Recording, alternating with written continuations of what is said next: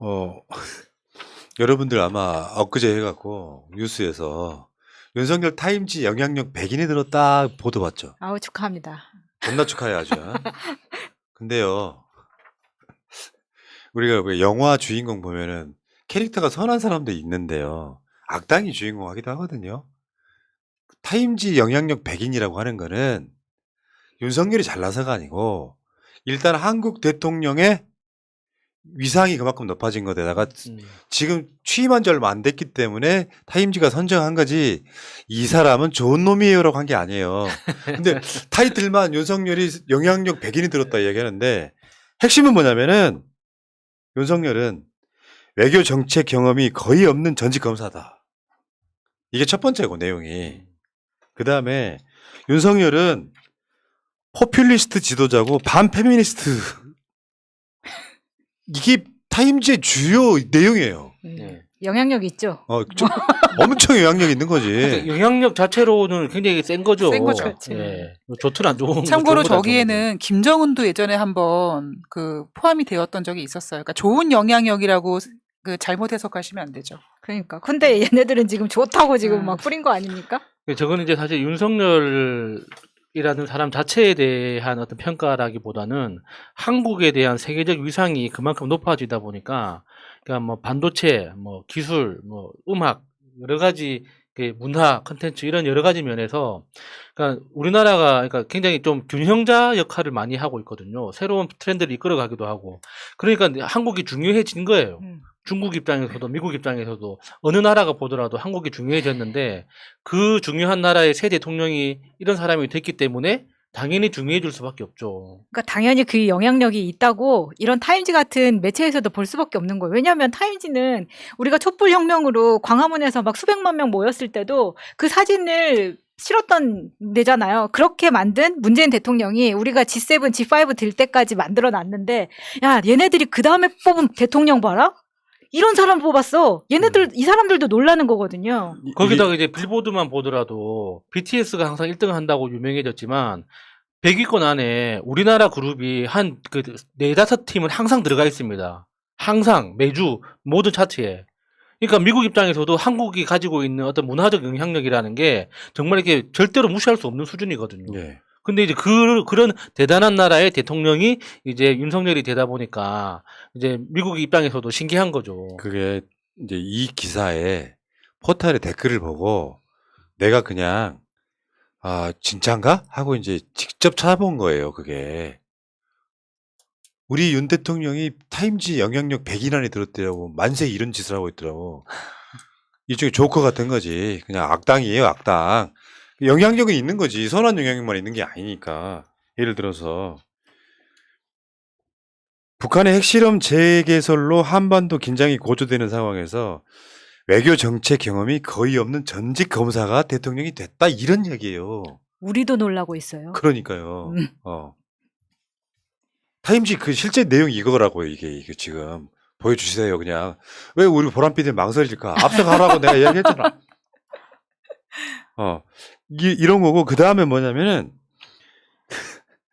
이 포퓰리스트 지도자 윤석열은 경제적 정치적 분열을 치유할 것을 약속을 했는데 이런 약속은 반페미니스트 수사를 무기화해서 갈등을 부추긴 선거운동이 필요해진 것이다. 그러니까 갈라치기를 해가지고 그러니까 반페미니스트 했던 거를 나중에 와서 정치적 경제적 분열을 치유할 걸 약속했다 이런 얘기예요. 모자란 짓 했다 이런 얘기예요. 이런 거를 미국에서도 다 파악하고 있다는 겁니다. 얼마나 훌륭한데. 얼마나 진짜 외국은 다 알고 있는 거예요. 참네. 정말 창피한 일이죠. 견뎌요. 견뎌야 합니다. 그러니까 사실 이거야. 대선을 진 이유는 간단한 거예요. 내가 내 주위 사람들을 윤석열 찍을 사람들을 한 명도 교환 못 시킨 죄인 거예요. 너무 믿은 거지. 그렇지. 설마 나랑 친하게 지내는 저 사람인데 저렇게 멀쩡한 사람이 저 사람을 찍을 거라고 상상을 못 했던 거죠. 네. 그런 거지. 딱 그런 느낌 아니야? 정치인들 자기 부고만 빼고 어떤 논란이 돼도 언론 보도에 나온 걸 좋아한다 그러는 것처럼 야, 나 타임지 나왔어요. 100인 안에 들었어요. 이게 행복한 일인 것처럼 보지만 그냥 타임지는 그런 거 아니야. 쟤 모자란 애야. 한국의 대통령으로 맞아? 이런 거예요. 근데 이제 그들의 영어 실력을 감안하면 음. 뭐 기분 좋다고 김치찌개에 소주 한 잔 먹겠죠. 타임지 나왔다 이런 예. 거. 아니 저는 뭐 악영향이든 뭐 긍정적인 영향이든 타임즈에 실린 것 자체가 되게 싫어요. 관심 갖게 하는 걸 되게 싫더라고요. 자, 그리고 이제 이런 게 있고 하나는 다음에 윤석열이 취임하고 나서 언론과 인터뷰를 제일 먼저 한 게 CNN입니다. CNN. 참네, 참 왜냐면 이게 국내 언론도 아니고 외신가 먼저 하는 거거든요. 근데 보도 자료를 배포하는 거 봤더니 원래 나간 거랑 다르다는 얘기야. 자기 마음대로 해석하고 점삭해가지고 좋은 얘기만 쓴 거예요. 그러니까 CNN에서 우리가 들은 이야기랑 다른데? 하고 이제 반박하고. 그러니까 청와대에서 또 청와대래. 뭐라고 불러야 됩니까? 요즘 뭐 용무실이라고 부릅니까? 용무실에서 또 아니라고 반박하고 뭐 이런 그 논란이 있더라고요. 그거 무슨 실이요? 용무실. 용산 집무실. 아, 그 양재택이라니까 왜 왜 자꾸 근데 양재택은 사람들이 오해하잖아요. 근데 용무실은 딱 의미가 분명하잖아. 용산 집무실. 얼마나 좋습니까? 아니 근데 대통령실에서 이런 이야기를 했잖아요. 인터뷰 중 어떤 내용이 편집돼 방송될지 몰라 직접 방송을 보고 내용을 확인하라고 기자들한테 공지했다. 이 말 자체가 우리는 국내 언론은 컨트롤하지만 CNN은 컨트롤하지 못했어라고 고백하는 저는 그런 내용의 공지였다고 생각합니다. 창피한 일이죠. 그러니까 이번에 조 바이든 대통령이랑 기자회견 할 때도 외국 외신 기자들은 조 바이든 대통령한테만 질문할 수 있고 우리나라 기자들은 윤통한테만 할 수 있고 이랬다고 하잖아요. 그런 식으로 공지를 해서 먹힐 거라고 생각하는 그 사고방식 그 자체가 너무 좀 우습지 않습니까? 그러니까 사실은 그 인터뷰 할 때도 그 바이든이 그렇게 이야기하잖아요. 질문 하나만 하랍니다. 이게 무슨 뜻이겠어요? 사실은 여기 웃기나라고 생각하는 거예요. 저기 질문 하나만 하시려잖아요. 그러니까 실제 기자 그 CNN과 인터뷰는 이거야. 일시적으로 도발과 대결을 피하는 정책을 펴서는 안 된다. 북한의 눈치를 보며 지나치게 유화적인 정책은 결과적으로 실패했다는 게 증명됐다. 요거는 마사지가 엄청 된. 우리가 봐도 그냥 크게 틀린 말 아니네 싶은 건데 실제 내용은 그거지. 일시적인 도발과 대결을 피하기 위해서 많은 사람들은 그걸 굴종 외교라고 표현을 하는데 저쪽의 심기 내지는 저쪽의 눈치를 보는 그런 정책은 아무 효과가 없고 실패했다는 것이 지난 5년 동안 이미 증명됐다. 문재인 정부 깠던 내용은 싹 빼고. 근데요, 윤석열 씨가 모르는 게 하나 있어요.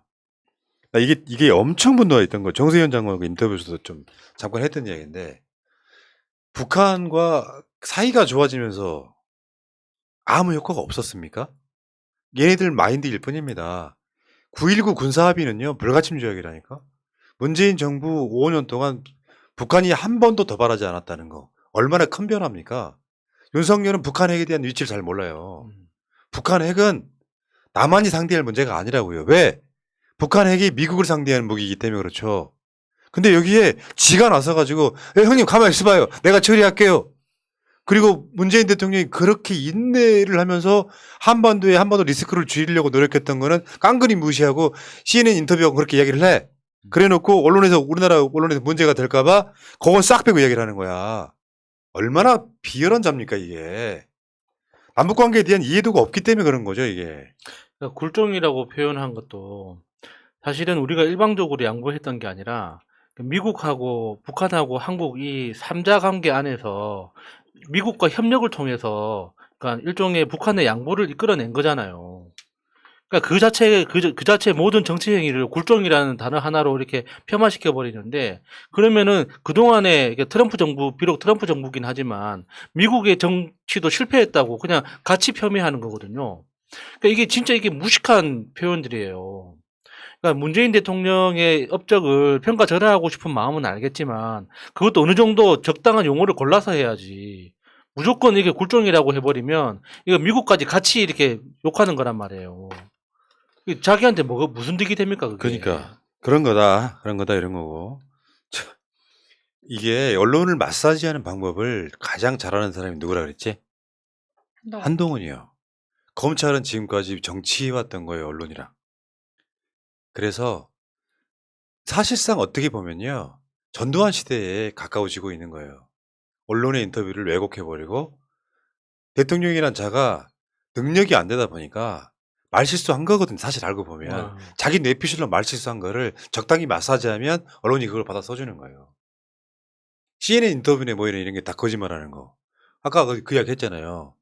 워싱턴 포스트 기자가 그 뭐 여성가족부 여성들 뭐 예. 장관들 그 질문하니까 지가 대선 때 했던 말이랑 다른 얘기하고 있잖아요. 한국에는 구조적인 그런 차별이 없다면서 물어보니까 아직 한국에는 여성들이 거기까지 안 올라왔대. 지가 한 말도 기억 못 합니다. 왜냐면 자기가 만났던 여자들은 다 구조적 차별에서 먼 사람들이었거든요. 꼭 윤석열이를 얘기하는 게 아니라 어떤 나라의 영부인은 뭐 보니까 막 어디 호수에서 포장마차 하던 집인데 막 말 바꿔 타면서 위로 올라가가지고 그런 사람들 보면은 유리천장이 없던데? 우리나라 성평등한 거 아닌가? 라고 생각했을 수 있죠. 그렇지만 그게 뭐 르몽드지 같은 데서 콜걸이라고 불렀다고 해서 굉장히 기분 나쁘고 그렇지만 우리 집 사람 보니까 성평등해. 아, 내가 봤을 땐 그래. 하면 위에 밥도 있어. 안 차려주고 상당히 내가 봤을 땐 이제 가정에 영향을 많이 받는다고 생각해. 그러니까 여성이 여성으로서 그러니까 김용신도 회사 운영하는 사람이잖아. 같이 맞벌이 부부야. 네. 근데 자기가 뭐 김치찌개 끓여 먹고 나오잖아요. 그러니까 여성이 위에 있다고 생각하는 거지. 근데 자기의 경험만 갖고 이야기하면 안 되지. 한국 구조적인 모순은 분명히 있는 거니까. 근데 만나본 표본이 너무 작아요. 그러니까 너무 특정돼 있어. 특정돼 있어. 전국을 확 찌르네. 그러니까 지금 우리나라에 왜 이제 페미니스트 싫어하시는 분 많죠. 저는 레디컬 페미를 싫어하고요. 페미니스트는 싫어하지 않습니다. 문재인 대통령도 이재명 위원장도 페미니스트에 가깝습니다. 뭐냐? 내가 여성이 아니므로 여성에 대한 공감력이 100%일 수는 없잖아. 여성이 돼본 적이 없는데. 근데 한국 사회는 굉장히 단적인 예를 들어 설명하면 되게 이해가 쉬워요. 덩치가 작고 키가 작은 여성이 강남역에서 사람들이 수도 없이 한꺼번에 지나다닐 때 내가 거기 지나갈 때 키 크고 덩치 큰 남자들한테 치여서 튕겨져 나갈 수도 있다는 생각을 갖고 있는 분들이 많다는 거예요. 사회적 위험성. 예. 그 심리에서 출발하시라는 거고 윤석열이 그 한 말은 진짜 그 웃긴 게 그럼 문재인 대통령은 장관들 여성 30%를 지키려고 얼마나 노력했습니까? 장관급이 올라오지 않아서란 말 거짓말인 겁니다. 왜냐하면 장관은 정무직에 가까워. 끌어올려서 그 사람이 장관급이 되는 거지. 예. 어디 장관급 되는 사람 없나 하고 차관급에 찾는다는 거 말이 된다고 생각해? 대학 교수를 하나 특정 장관으로 임명하는데 여성이야. 그 사람이 차관급인지 장관급인지 아니면 부장급인지 국장급인지 어떻게 하냐고. 끌어올리고 싶은 생각이 없는 거지. 그렇죠. 그러니까 미리 보장해 주는 거고 그렇게 여성들이 특정 순간까지 평생 여성들의 30%를 보장하고 유리천장을 막 해소하려고 노력하라는 게 아니에요. 장기적으로 봤을 때는 그런 그 유리천장이 없어지고 나면 그때는 진짜 경쟁이 되겠지. 근데 지금은 경쟁 자체가 불가능하니까 제도적으로 시스템적으로 그것을 보장해 주는 거예요. 그거에 대한 이해가 없는 거지. 그러니까 인수위 시절부터 구라를 쳤잖아요. 그러니까 왜 인수위 의원 중에 여성이 없느냐 하니까 이게 앞으로 장관, 차관 계속 인사를 하다 보면 자연스럽게 이게 다 정리가 될 거다. 그래서 장관 인선을 딱 발표하고 났을 때도 여성이 너무 없으니까 왜 여성이 없느냐. 그러니까 또 똑같은 논리로 이게 차관하고 국장하고 이렇게 계속 이렇게 승진시키다 보면 자연스럽게 다 배치가 된다. 그래서 청년은 왜 없느냐? 청년도 마찬가지다. 근데 이제 결과적으로 보니까 청년은 씨도 없고 아무도 네. 없고 여성은 3명입니까? 4명입니까? 아니 근데 세 명. 그 이야기를 한 곳에서도 약간 그 내각을 만들 때 마치 자신이 객관적인 자료로 장관을 임명한 것처럼 한 번 더 포장해 써먹었다고 생각합니다. 정답.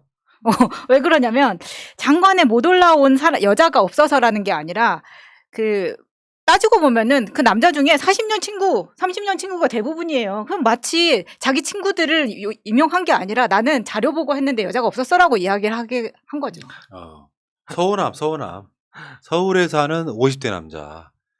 서울대 나온 50대 남자. 그 외에 아무것도 없는 거예요. 이런 자가 그렇죠. 고소영이랑 뭐가 다르냐고 그게. 근데 이게 이제 뭐 또 이게 남녀 성 갈라치기가 될까봐 이야기를 또 길게 하면은 또 그 2대남, 3대남들이 자꾸 또 이제 이상한 소리 할까봐 나 그러는 건데 그냥 간단해. 세상 혼자 살 수가 없는 것이에요. 남성인 여러분들도 여성의 몸에서 나왔습니다. 무슨 말이냐? 당신의 어머니도 여성입니다. 당신이 결혼해 살면은 아들만 있는 사람은 할 말이 없습니다만 기본적으로 그 자기 새끼를 낳아주는 사람도 여성입니다. 그리고 아이들을 낳다 보면 딸이 나옵니다. 거기에 내가 남성이기 때문에 여성한테 차별당해 이렇게 생각하는 건 좀 심하게 표현하면요. 그 레디컬 페미, 강성 페미들이 주장하는 것처럼 세상 여자밖에 없다. 이렇게 주장하는 걸 제외하고 나면은 남자 여자 구분을 두는 게 이상하지 않아요? 그렇죠. 왜냐하면 엄마가 나가 아니라고 말할 수 있어요? 내 딸이 내가 아니라고 말할 수 있어요? 그 대상이? 그러니까 어떤 여성 차별 경험 하나를 계기로 근거로 해서 모든 남성이 차별한다라고 해석하는 그런 레디컬적인 주장들 있죠. 그것만 제외하면 대부분의 사람들은 굉장히 합리적이고 이성적입니다. 그런데 그런 극단적인 케이스를 가지고 와서 모든 케이스에 적용을 해버리니까 이게 좀 문제가 생기는 거죠. 근데 이게 또 슬픈 현실은 그렇게 극단적인 주장을 하는 사람들이 꼭 높은 자리까지 가더라고요. 그렇지. 우리가 이성적인 사람은 지금 이렇게 골방에 아주 방송에 나와 자빠졌죠. 특히나 민주당 내에서도 요즘 그런 조짐이 보입니다. 네. 극단적인 주장을 하는 사람들이 꼭 가장 높은 자리에 있더라고요. 그럼 우리 중에서는 제가 제일 가장 높은 자리에 올라갈 가능성이 있겠네요. 경선을 치르자고요. 그러니까 세상은요, 그 뭐 여인 국가 이런 게 아니면은 남성 국가 이런 게 아닌데 그렇게만 되면 그 집단은 망하잖아요. 여성이 아예 없는 남성 사회, 남성이 아예 없는 여성 사회는 최대 100년을 못 가죠. 야, 그거 무슨 재미로 삽니까, 그거? 아니 그러니까 공존하는 게 돼야지 왜 이거를 갈라치기를 해갖고 그걸 주워 담기 바쁘냐고. 타임지에 나왔잖아 그게. 윤석열은 그런 식으로 선거운동했다가 지금 주워 담기 바쁘다. 그게 영향력 100인 안에 들었다. 그게 자랑할 만한 애들이냐 이 일베 새끼들아. 자 여기까지 하고요. 다시 지방선으로 가겠습니다.